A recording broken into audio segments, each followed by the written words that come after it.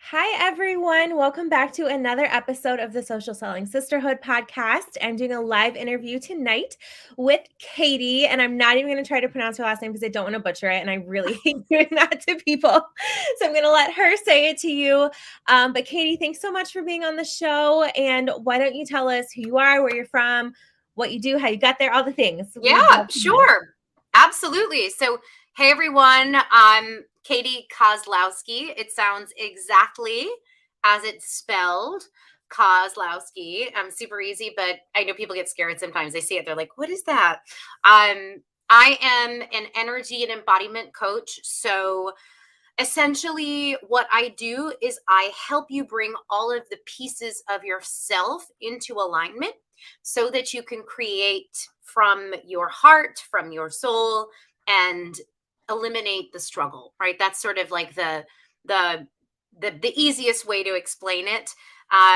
Let's see, how did I get here? We don't have like 27 hours or so. We don't have, this isn't a mini series, so I won't give you that. It's so funny. I'm trying to like put my head in the square, like where do I need to be so that I'm like, Yeah. I'm trying to talk to you, but when I do, I go off camera. Um, so how did I get here?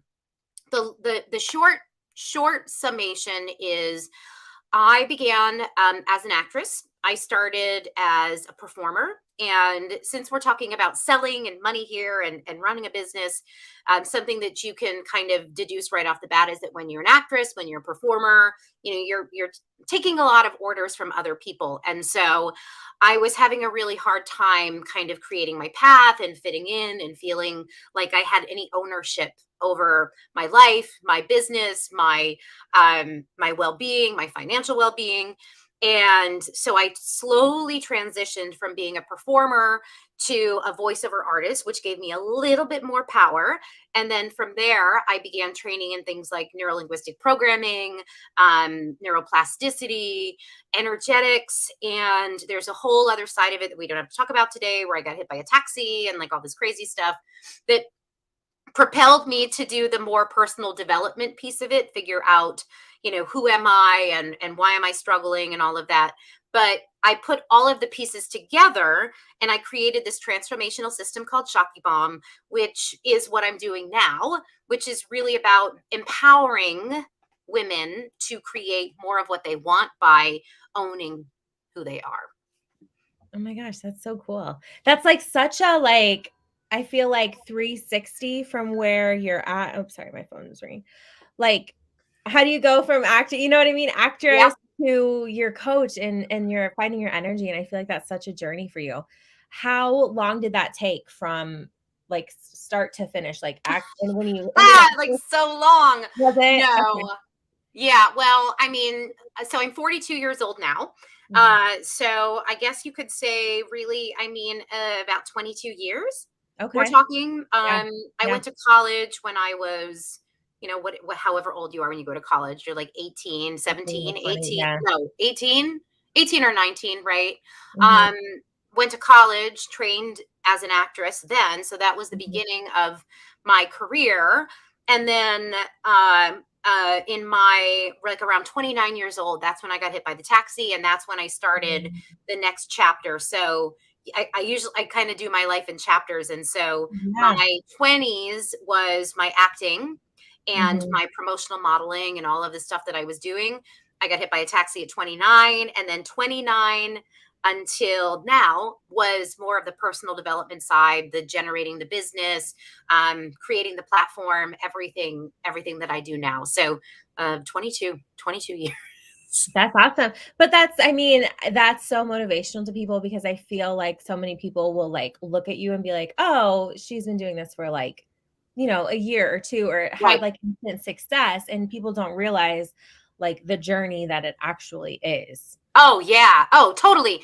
And the thing is that even bigger than that, I feel like I've been doing the transformational work for about 10 years, I would say. I started around 32. That was when I started really digging my fingers in, and that's when I get my NLP training, and that's when I started to kind of build the layers on. I was maybe like 34 when I got my first website, and when I started really branding and marketing myself, and working to teach and do all of that. And I would say only in the last 2 years did it really come into fruition, because one of the things I've learned is like, we keep waiting to figure out, okay, so what is it that I need to do? And like, when I'm really good at it, then I'll start offering it.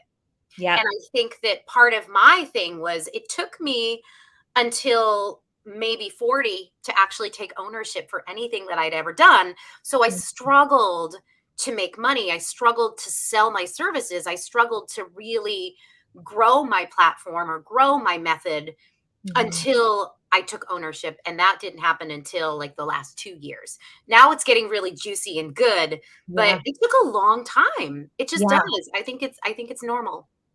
What do you think was the final, I wouldn't want to say final straw, but like that final piece for you to actually finally step into that ownership? What did that look like?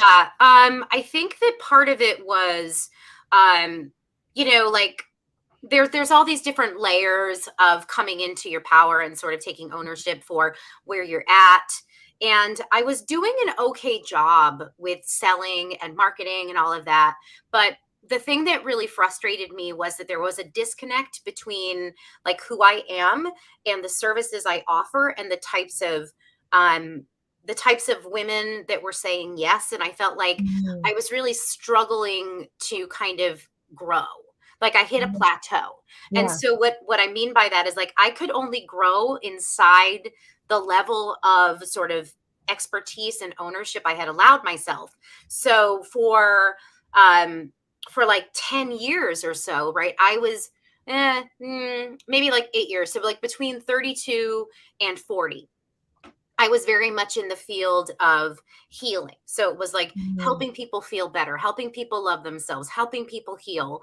And then I began to realize that if I wanted to kind of elevate my brand and elevate my message and go from sort of healer to expert, I was going to have to change the way I was doing things. I was going to have to change the way I was communicating and selling, and I was going to have to really take full ownership for who I am and what I've done for myself.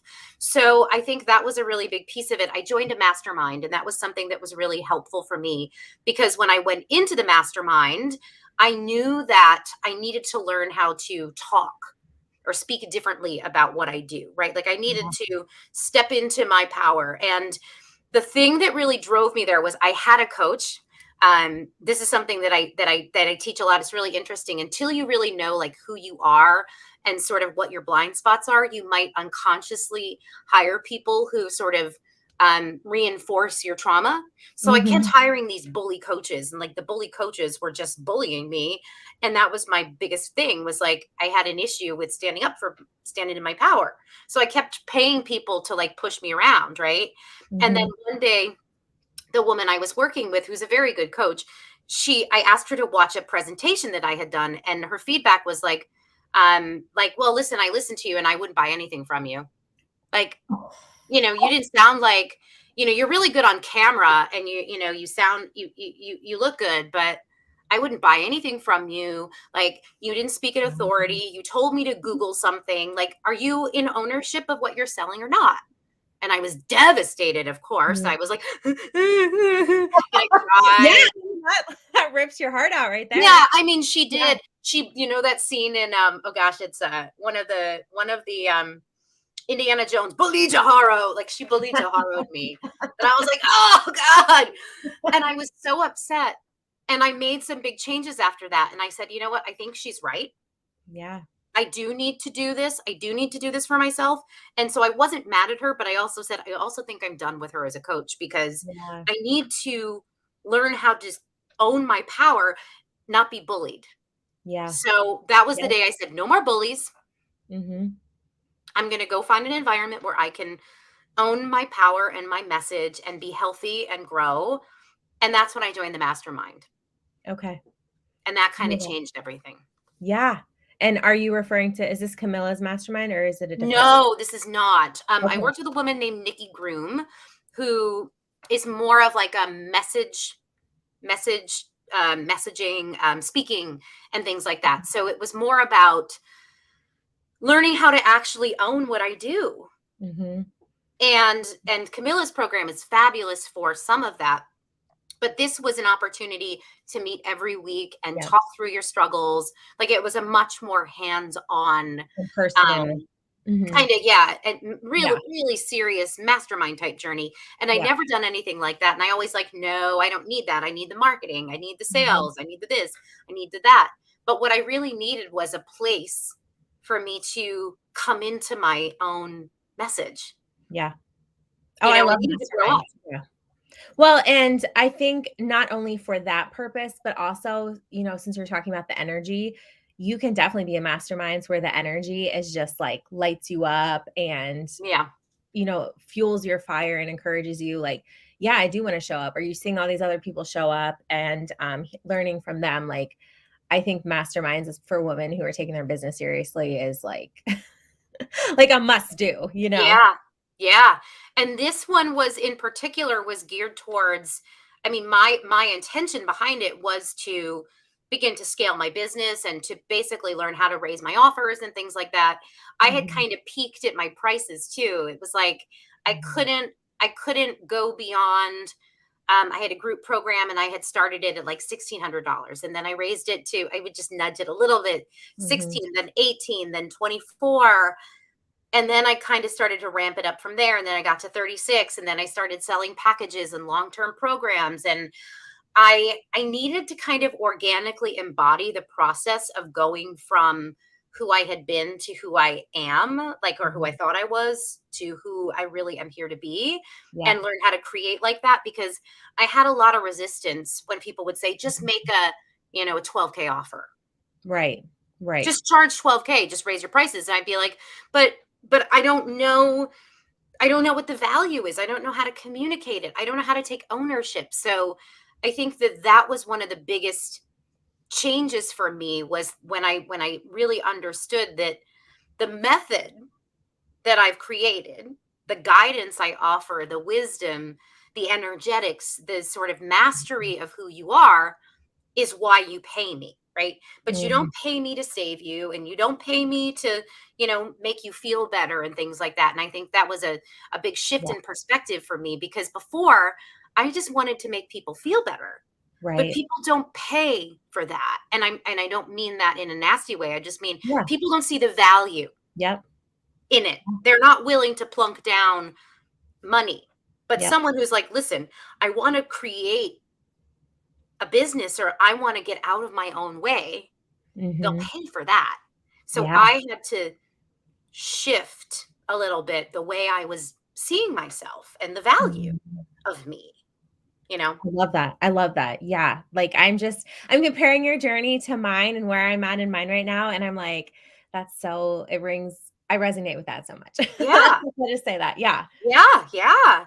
And Love it's not just about business, it's about ownership. It's about like harnessing the power of who. That's why I say it's still energy and embodiment, right? Because it's Mhm. how you show up, it's how you function, it's how you treat yourself. I have this big thing that I teach all my clients, where, and I say it to myself now too, how you do one thing is how you do everything, Oh my right? gosh. I was just So, thinking that when you were talking. That's so and weird. that's it. But it's Yeah. so true. So how Mhm. you do one thing is how you do everything, which means that, like, if you don't hold yourself in high esteem, you're not going to create high level engagement. Like, you just Yeah. aren't. Not because you're a bad person or you have low self-worth. It's just how you're doing things. And I think that Mhm. that understanding it's a really nice way to transition from being scared to make offers, or scared to show up, or scared to ask for Mhm. more money, or whatever it is, to command the room. But it's like, at the end of the day, if you're the commander of your ship, right, you better be in charge. You Yeah. better, like, have that steering wheel. Yeah. Be in Yeah. control. So do you find when you're working with your clients that once you really get that message across, that it kind of helps break down like the money mindset blocks and the other Yes. blocks? Okay. Yeah. Oh, totally. And that's the whole thing is I always find it's like it's never actually a money block. I don't even think it is a money block. I think it's how you do one thing is how you do everything. Yeah. So if you were to look at it from that standpoint, it's like I guarantee you that there's something you're doing or something that you believe about yourself, about your ability to communicate. Like mine, I didn't have a money block. I had a belief that in order for me to be happy, I couldn't be me. That meant Mm, that in order for me to actually have what I wanted, I had to give myself away or I had to make compromises. But yeah. that wasn't a money block Right. because I knew how to make money. I could make money. I made a lot of money giving myself away. Mm, So I didn't have a money block. I had an ownership problem. yeah. Yeah. I had an authority issue. So, like, it was hard for me to understand that even within my own microcosm. I didn't have a hard time making money, but I had a hard time being in command of how I was making that money, Mm, how you yield your power. yeah. Just Yeah. so different. Yeah, it is. That's so good. Now, did you create your method after you had already like kind of went through all the training and like tweaked it and done everything for yourself? Or did that method come out of you being like, okay, I'm stepping into my power? Which kind of came first, or did they both kind of evolve together? Yeah, I would say I actually had the method first. The Okay. methods that I use now to work with clients to help um, create alignment and clear blocks and all of that. It's the same. It's like the same stuff I've been doing since I very first started. Okay. Right, the method was there. That's kind of the silly thing. It's like I Yeah. always had it's the Wizard of Oz, right? Like you always had it Mhm. all along. You just didn't know it. So Yeah. when I was first doing it, it was through the lens of play and creativity and everything that I still use all the same tools. Is that I didn't realize the power of the method. Like I Mm, had the method, the practices were the same. The structure for how I do things has never changed. Like I have been doing these creative exercises where you create transformation. You create like what you want outside of yourself and then download it into your body. I've ooh, been doing that. I've been doing that since the beginning. That was okay. one of the very first things I did like 12 years ago when people are like, Mhm. what is that? What did you do? That is so freaking cool. Mhm. I'm like, "Oh, it's just this thing I do, like, it's not a big deal." No, it's a big freaking deal. Yeah. I taught people how to download consciousness into their bodies so they can manifest it on a physical level. Like, that's hardcore, really cool stuff, Yeah. and I always did it, I didn't see the value, and also what I didn't understand was, see, I was really resistant to kind of take ownership for the changes in my life. So I've been doing it all along, but I refused to be like, okay, yeah. And so what are the tangible outcomes? People used to ask me this like when, I would make an offer. So what happens? What are the tangible Mhm. outcomes? Well, I can't make any promises or guarantees because I'm not the doer. And so like, I can't really say what'll happen. And that's BS, sister. You know what you did, right? And then I look at myself and I go, okay, so this method that I've been using, I eliminated $85,000 of debt in like 3 months. I made $125,000 like in a business that I created for myself in a very small period of time. Now that's my other business, my voiceover business. So I have two Mhm. businesses and I made all this money. And it's kind of hard to make a lot of money in that industry. Yeah. I found my dream home. I've manifested like these amazing cars and car deals. I've healed myself of trauma. Like I've done so much with Mm. this method. But I Yeah. refuse to take ownership and say you can do this. So 12 years later the method is still the same. It's just that now I've learned how to measure it Mm. and Yes, say I love this is that. what you can do. This is why it's worth Mhm. $6,000. Yeah. This is what you can create. I created all this stuff with it. And I didn't even think it was that big a deal until other people Right. were like, "What? Are you cuckoo?" for Cocoa Puffs? Like Yeah. you created so much for yourself. Why are you not taking ownership? Oh, I can't, it's not cool. No, it's cool. Do you find that a lot of women especially do that? Like, will stray from taking ownership and really Oh, stepping into yeah. that power? Oh, yeah, yeah, yeah. I think that one of the interesting things that I've just realized is I said something to somebody today. I said, I think that there's a really big difference between um, having self love and self belief. Mm, And so self love is like, oh, I love myself, And I'm mm, not saying that in a derogatory way. It's just self love and self belief are different. yeah. And I think a lot of us hide behind self love. Well, I love myself, so I don't have to do it. So I protect myself. So I Mm, minimize. And that's the difference is one of them is sort of like asking you to make compromises and shrink. And that's what I would do. I made yeah. compromises left and right because I couldn't own who I was and be happy.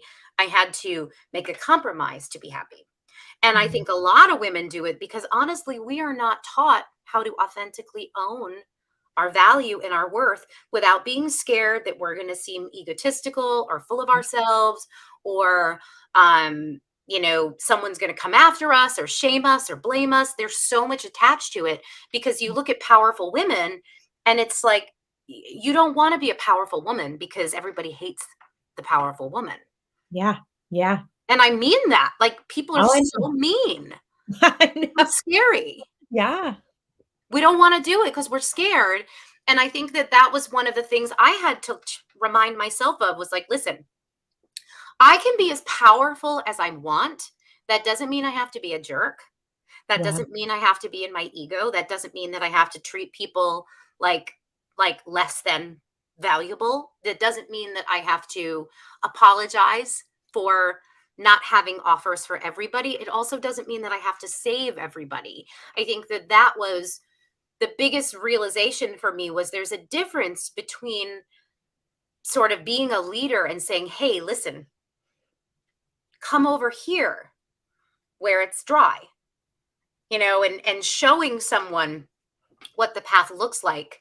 And I was so big on, and I used to really be so proud of myself because I was like, look, I am the woman that will get down in the mud with you and I will dig and I will help you and I am still that woman, right? I will still do that type of work and I do it with my clients all the time.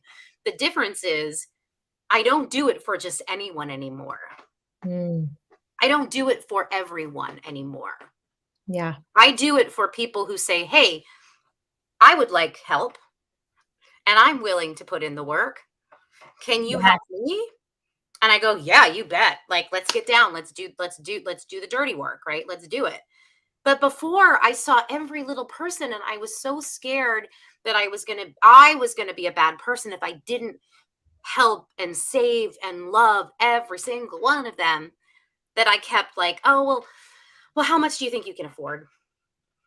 Oh well, do you think if we doubled the amount of installments that would help? And like I did all the things you're not supposed to do. I took payments from people and like multiple, one person was Cash App, one person was credit card, one person was this. They were all, Oh, all on scholarships. They were all, and that's what I mean about like I hit my capacity where I was like, yeah. I cannot keep functioning like this because I am miserable. Yeah. Well, and it's so much just on the logistics side too of doing all that and keeping track of it. And you're like, dude, if I spend all my time and energy doing that, like I don't have time to pour into you or my other clients the way I really need to, too. Like that's Yeah, the whole or connect or have sales conversations. That was another one when I was in the mastermind. There was a woman, she was a financial expert, and she said something like, um, someone was talking about creating alternate offers, and she said, "Yeah, that's fine as long as it doesn't make more work for you." And I was like, hi, that's me. Because I thought about it every single time I would do that for somebody, I would have to go into my payment processor and I would have to make a separate payment plan for them. And Yeah. then I would have to, do all this stuff. And then it would get messed up. And then I would have to go in. And then I would have to change the dates. And then I would have to refund them. And then I would have to recharge them. And then I would look at the numbers and I'd be like, I just lost like $25 in fees. Yeah. Ooh, yeah. Yep. You Been know, there, because done I'm making all these that. Mhm. concessions Yep. and I'm helping people out here and I'm helping and that's the thing is how you do one thing is how you do everything. And I'm like, I just noticed recently for myself, I had to I have a I was trying to do a better job with my body, right? Just taking care of my body. And I noticed I had this thing where I would say to myself, well, I'm not really supposed to have gluten, right? It's not, it's Mhm. inflammatory. Body doesn't like it. And I'm like, well, just a little bit doesn't hurt.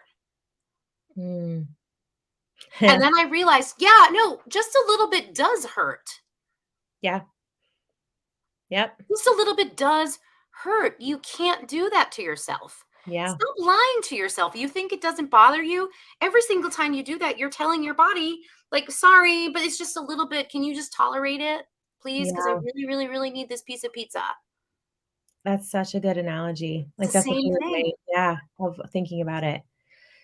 Just curious, so when you, made this shift, when you finally were like, "Okay, I'm stepping into my power, I'm done with all these, a sale here, all this stuff for people," and you don't have to give exact numbers, but how did your business revenue change? Well, one thing that happened was I went through this scary drop off of Mhm. having all um the little things here and there, right? Like Yeah. I went from having consistent months where, someone they were on a payment plan for a $2,400 program for a year. Right. So I had like some residual income come in, right? Mhm. That had to go away. Yeah. And I had to let that go, just like the little bit of gluten. It's like, listen, no, you're going to have to cut that off. So I went through Mm. a scary period of basically Yep. saying no to a lot of things, while at the same time saying yes to $3,600 pay in full, $6,000 pay in full, $12,000 pay in full. So, Yep. and also the level of work decreasing because I Mm. went from when I had the programs, and this is one of those things where I worked with a coach, and she was really one of the ones who got me to this place because she kept saying, like, why are you making this so hard? Like you're making it really hard for yourself. And I kept saying, no, but it's gotta be like I've got to do all these fancy things and summits and free challenges and to sell and I'm gonna do a program and they've got to have like all these group calls and this and that. And what's funny is everyone that I work with now is working with me privately, and they're paying larger sums to meet with me once a week for 60 minutes. Then they go away, they do their homework, they come back the next week. It's a joy to work with them. It's Mm. easy. We're in the throes of creation, which means I don't get I used to, and I did this to myself, right? I used to spend a lot of time on Voxer Yeah. with the women in tears. My mother didn't.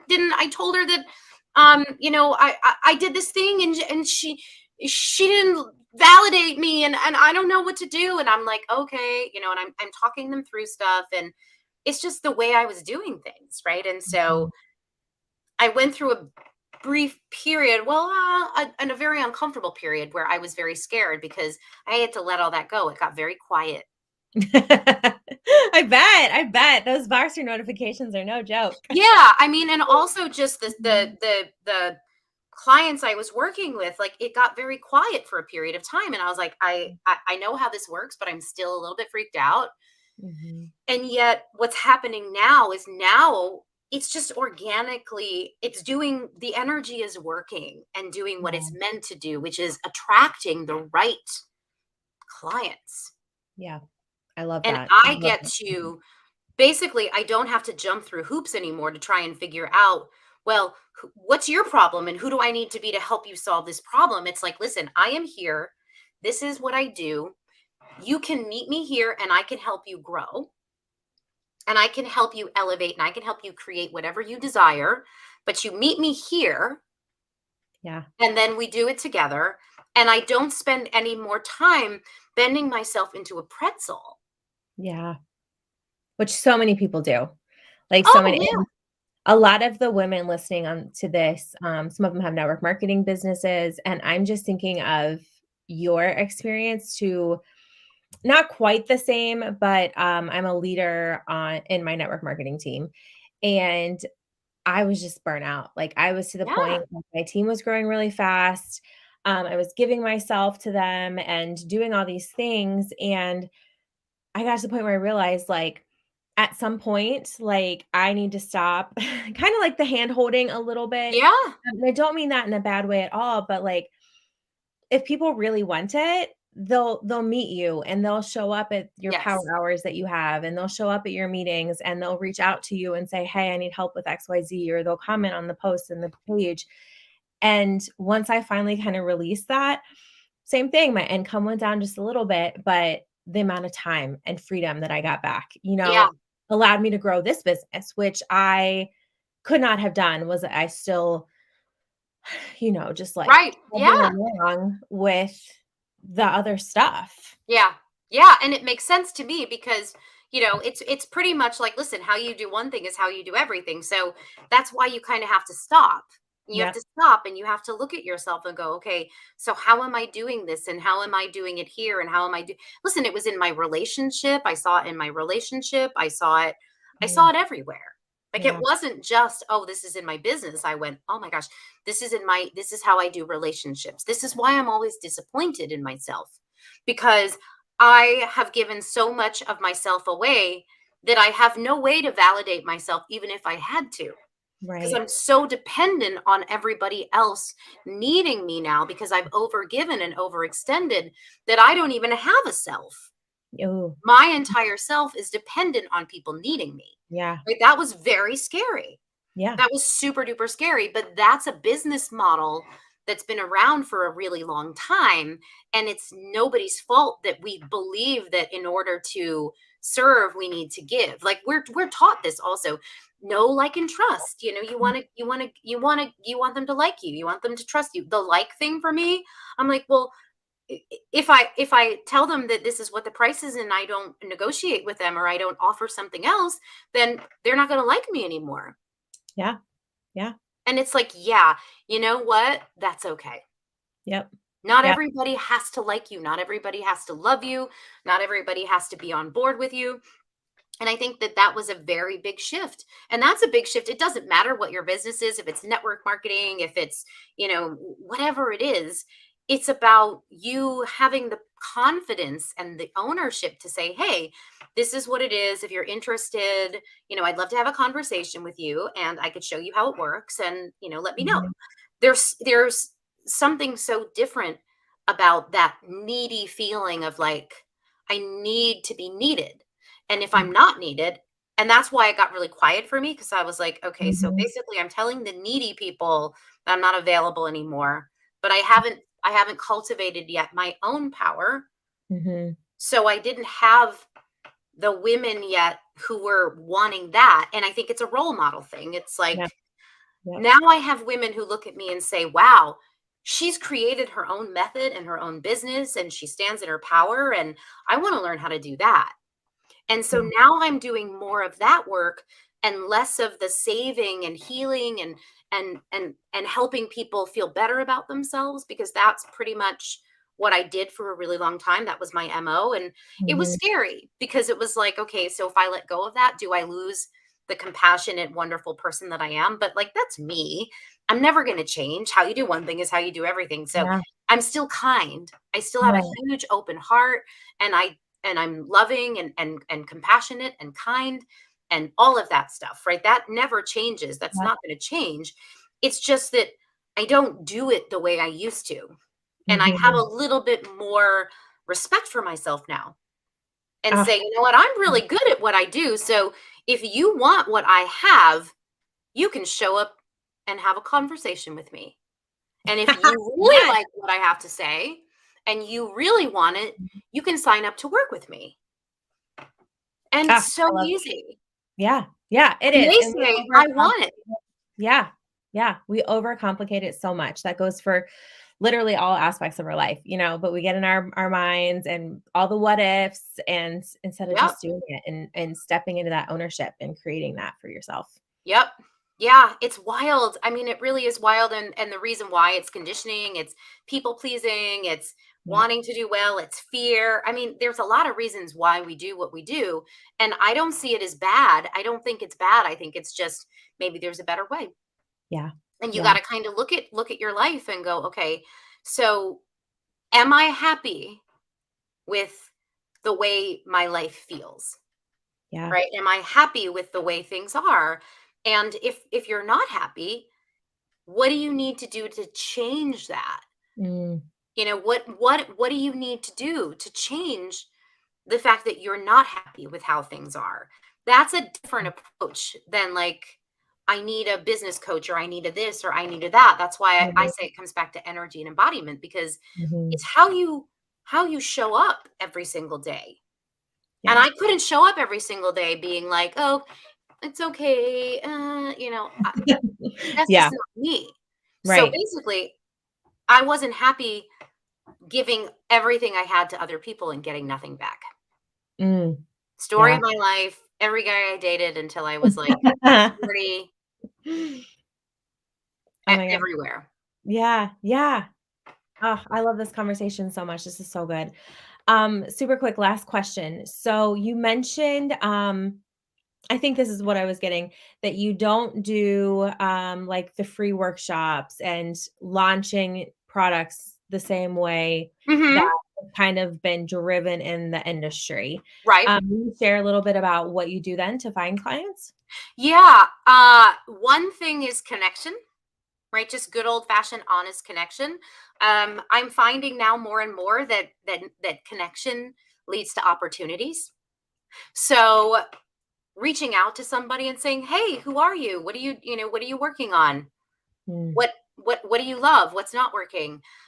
Cultivating conversations mhm. is creating more growth for me than anything else. I Yep. still do free workshops and things like that. Something that I'm actually um, kind of ruminating on right now is creating quarterly Mm. intensives that are paid.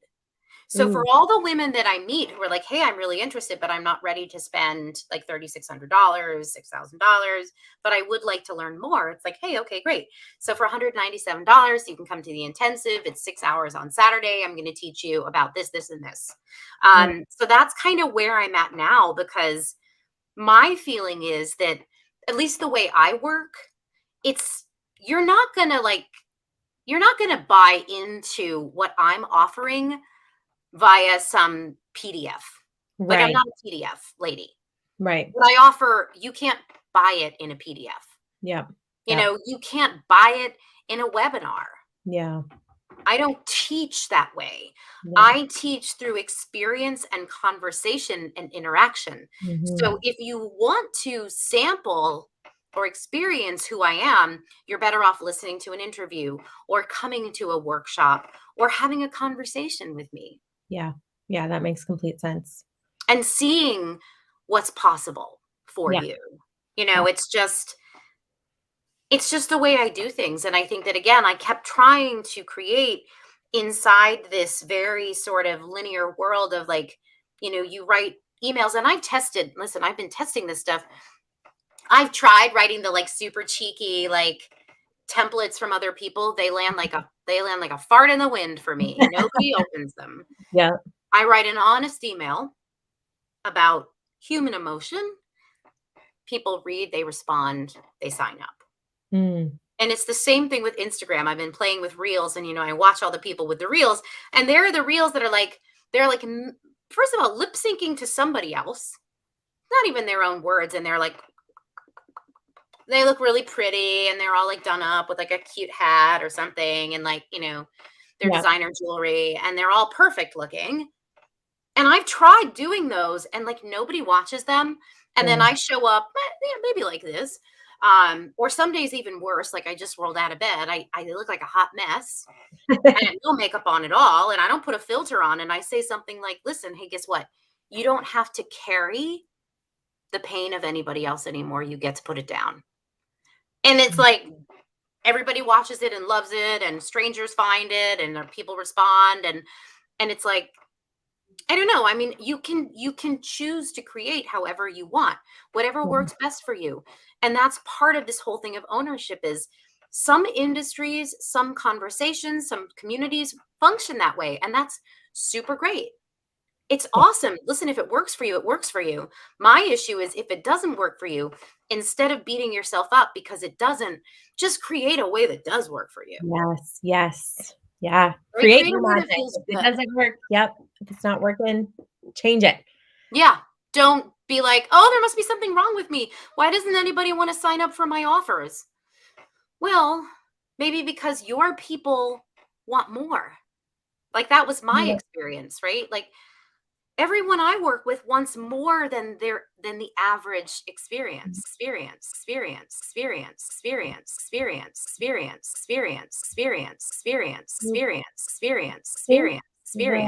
audio is doing something really weird. Can you hear that? It's just repeating your last word. Oh,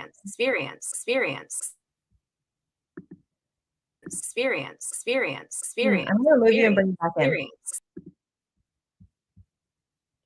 It's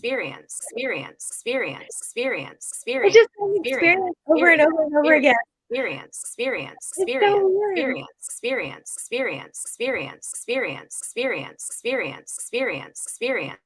Can you mute yourself and then come back maybe?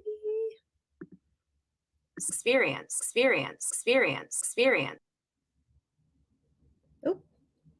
She popped off. We'll see if she comes back on. I am loving this conversation. Oh, my hair got tangled. Loving this conversation. And I think even though it is having to do with coaching, there's so much to be said about energy.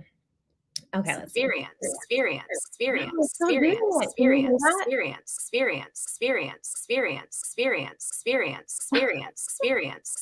I can't hear you anymore.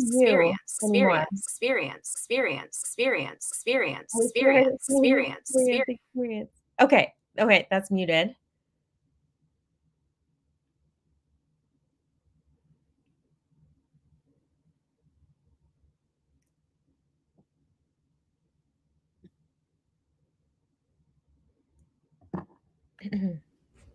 How about this? There. Better? You, I switched microphones. Oh my gosh, it was so weird. So you couldn't hear it doing that? No, but I'm not surprised. That's energy. It's weird. It's like it was so weird. I've never had that happen before. It just kept saying experience, but it was like obviously you saying it. I'm like, whoa, the universe really wants us to hear experience. Yes. Did you get it yet? Well, I don't know. Weird stuff happens sometimes. But I'm glad it fixed it. Yes, I totally agree. And I don't even remember what we were talking about. I'm so sorry.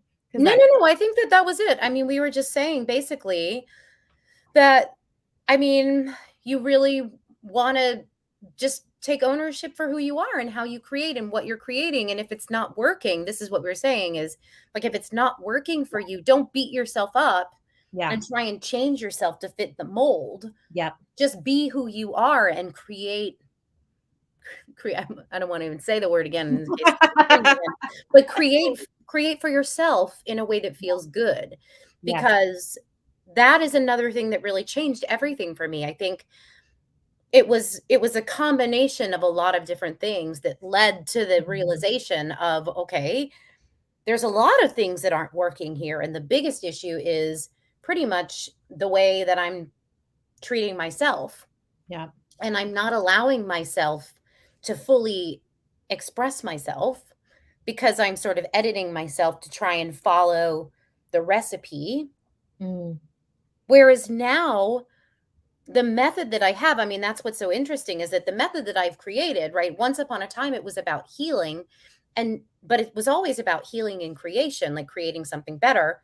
So I've been able to take that framework and now support women in creating the foundation for building their lives in the way that they really want.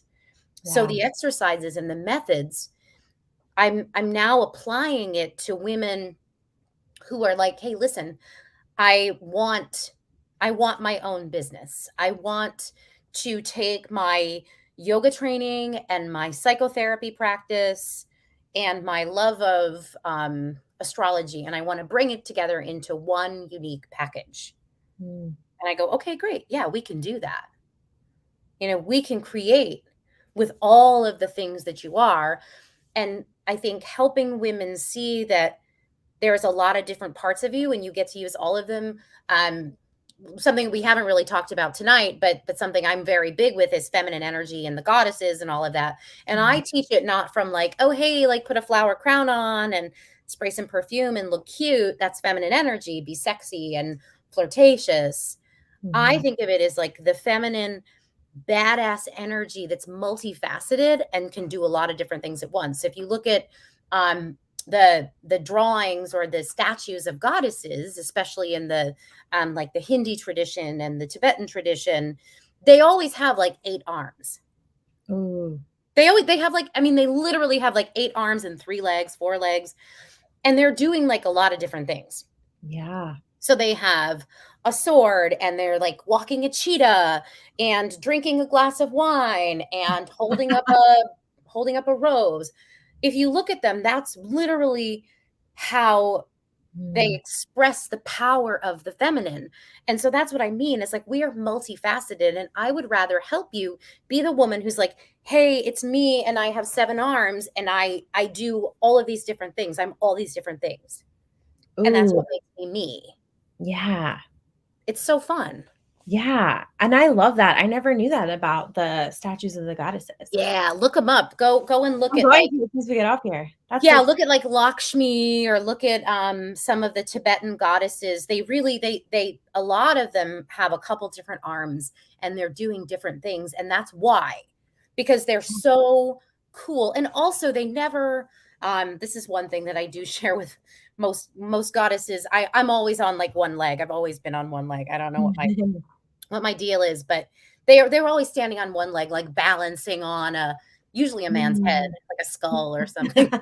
But that's the whole thing, is the power of embracing who you are and Mm. balancing it and owning all of it Yeah. allows you to really create in a way that is unique to you. Yep. And Yeah. that's the fun, and so that's the type of work I'm doing now, is helping Yeah. women design their own embodiment of their That. unique self, like in Yeah. a way that comes through and says, "Hey, this is who I am, and I'm all these things, and I'm like all that in a bag of chips, yes, and so much more." And that's how you attract your ideal people to you, whether that's Yes. clients, friendships, relationships. Yeah. Is really stepping into that. And it's so, so, so, so, so, so true, because a lot of women I'm working with now are women I've known for a really long time, some of them.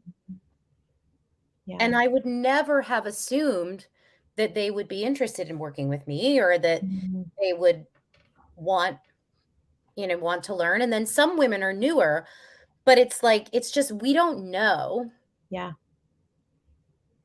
until we know. Yeah. And when you really come into alignment with that, you do it just it makes it easier to make more money. People say yes, people get you. And like for me, I think that my personal journey was, for a really long time I did really struggle, and I was like, well, I don't know, like, is it okay for me to be me? Like, Mhm. if I show up as all of me, are people going to hate me? Are they going to love Yeah. me? Like, I'm scared. And what's really fascinating is my inbox is flooded with love. Mhm. Nobody's like, "You're such a jerk. I can't believe you said that. Like, you're so full of yourself." Now, when I wasn't being me, it happened all the time, Really? because Mm. insecurity Yeah. breeds validation, right? I Right. didn't own my power, so I got bullied. Mm. I put like this. I know. That's our bullying sign. I'm like, "This is the sound of being smacked around."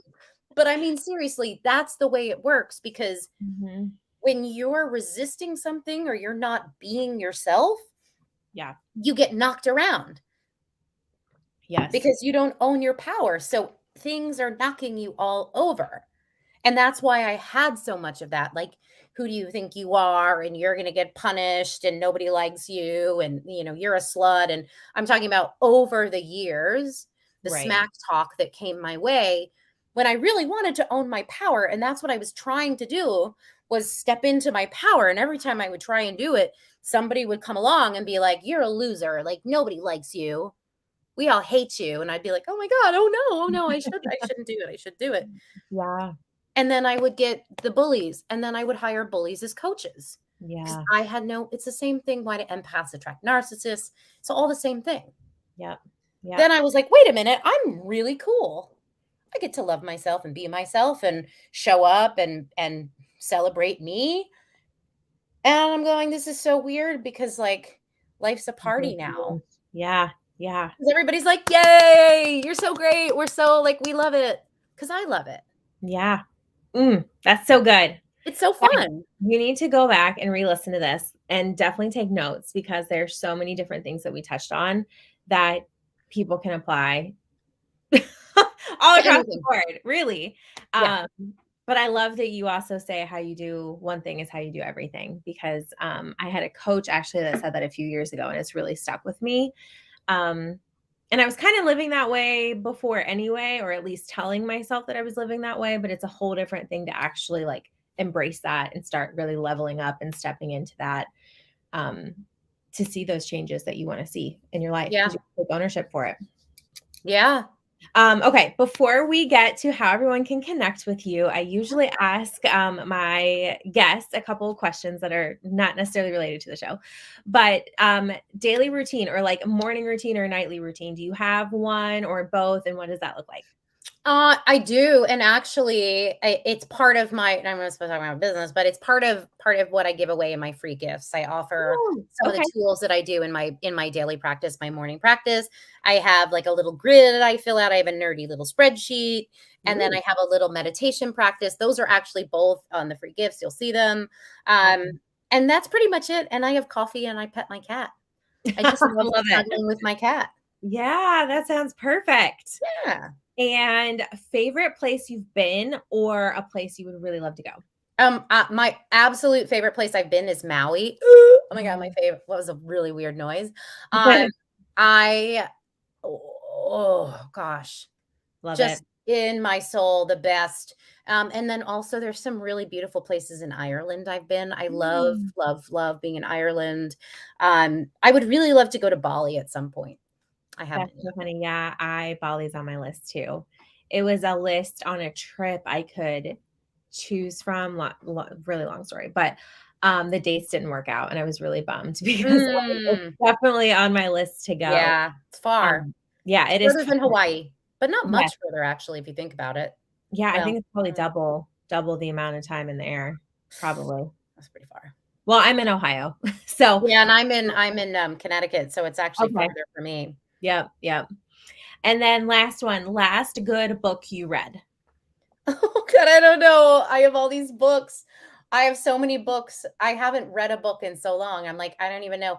I'll just tell you a book that I read once in my life that I really love. And it's a Wayne Dyer book. It's called Excuses Be Gone. Ooh. I loved that book. I read that book. I don't even remember when I read that book, but I loved it so much, because basically he's like calling you out on your BS and being like, all right, stop making excuses for what you want. Yeah. And I probably read it like 15 years ago, but it's still the bomb. Yeah, it hit home. I have the same way, and it's not the same book, but same thing with the energy bus. I don't know if you ever read that. No. It's super short. But I read it right after my mom passed away, and I was in a really like dark place, and it like no promises to anyone out there, but I'm telling you, it really pulled me out of that. And you would probably actually really like it. I would. I'm gonna look it up when we get off. As soon as we get off, I'm gonna look it up. Short, quick read, and it was just about focusing your energy, and you control your energy, and you create your energy. And I'm like, look, I don't want to live this way. My mom wouldn't want me to live this way. Like, I got to get my ish together. And that book really did it for me. And it's been years since I read it, but I still recommend it. Oh, I'm going to look that up. I'm going to look that one up. Yeah, it's scary. I can't think of the last book that I read, even though I do read books. But none of them are like, this was so good. I read a lot of, personal development books about whatever. But none of them were good enough to inspire me to tell you what it was called, because I can't remember. I can't remember titles. of a lot of them anyway. But the energy bus is one that I'm gonna look that up. Yeah, you I need like the to. name too. It sounds fun. Get on Yeah. the energy bus. You're like, this is right up my alley. Yeah. I'm like, I'll get on that train. All Sounds right, fun. Katie. So I'm gonna put your website link with your freebie in the show notes. Okay. But where can we find you to connect with you? Yeah. So the best ways to find me, my website, which is my name, katiekozlowski.com. You can see it on the screen, but I guess for people who are listening, it's KatieKozlowski.com. And even if you go to the website, you'll see there's a button for free gifts, so you can find all the juicy goodies there. And then I'm really active on Instagram. My handle is at I am Katie Kozlowski. I love Instagram, and I'm a big I love DMs. So if you listen to this, if you listen to the podcast and you want to ask me a question or you want to share something, if something inspired you, even though I said that I own my power, I'm a super nice lady, and I really do love connecting with other people. So my inbox is open, as is my heart, and I would love to hear from you. Oh, I love that. And guys, I'll make sure so you can just scroll down in the show notes and you'll be able to click on her website so you don't have to write it down as she's selling it out. So no worries. I know. I just do that because one time I didn't do that on one interview and some lady was like, "What? You didn't spell it." And so I'm like, I always spell it now just in case. Oh, that's funny. That's awesome. But yes, I will make it super easy for you guys to find Katie. I hope you go and connect with her, share this episode out with all your friends and in your stories, and we will reshare it for you because we just really appreciate you listening to us, and we appreciate Katie being a guest on our show. So thank you so much, Katie. Thank you. My honor. My pleasure. All right. See you guys.